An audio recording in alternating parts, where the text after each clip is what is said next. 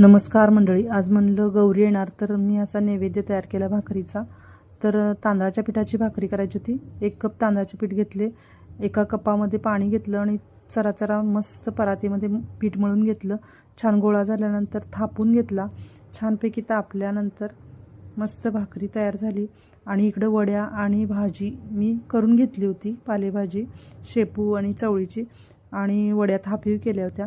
तर मस्त अशी भाकरी भाजून झाल्यानंतर गॅसवर छान थापल्यानंतर घातली आणि मस्त पाणी लावून सुंदर अशी भाजून घेतली। एका साईडनं अशी हे केली, नंतर मग परतून घेतली। परतल्यावर परत मी गॅसवर छान अशी मस्त भाजून घेतली।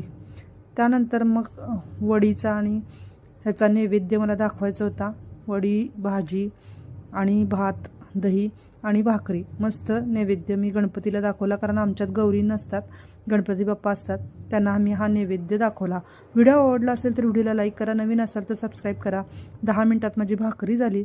तुम्हाला खरंच माझे व्हिडिओ आवडत असतील तर नक्की सबस्क्राईब करत चला। धन्यवाद। पुन्हा भेटू पुढच्या